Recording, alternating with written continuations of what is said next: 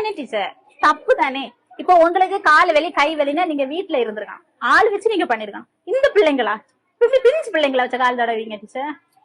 காலு தொடலம்மா, கால தொடவே இல்ல. ஒண்ணு வேண்டாம், உங்க பிள்ளைங்களை நீங்க ஸ்கூலுக்கு விட்டுருக்கீங்க, அங்க உள்ள டீச்சர்ஸ் உங்க பேர பிள்ளைங்களை வச்சு கால தடவுனா நீங்க என்ன பண்ணுவீங்க டீச்சர்? விட்டுருவீங்களா? சரி டீச்சர் தடவிட்டு போட்டு அப்படின்னு விடுவீங்களா?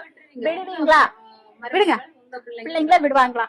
ஒரு நாள்னா கூட நீங்க சொன்ன மாதிரி சரி டீச்சர் உங்க பிள்ளைங்க தானே, ஆனா நீங்க ரெகுலரா பண்றீங்க, கஷ்டமா இருக்கு டீச்சர். நீங்க எதனால இந்த பிள்ளைங்களை ஒதுக்குறீங்க? உங்க பிள்ளை தொடவே இல்ல. தடவல்ல சரியா போன விடுங்க.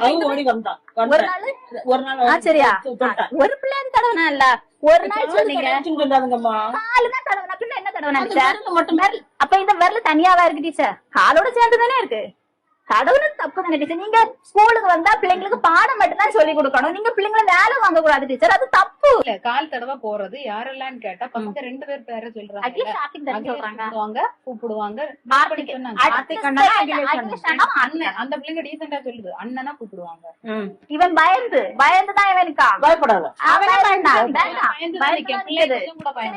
இங்க நீங்க போன உடனே டீச்சர் என்ன அடிப்பாங்க, திட்டுவாங்க, கவனிக்க மாட்டாங்க.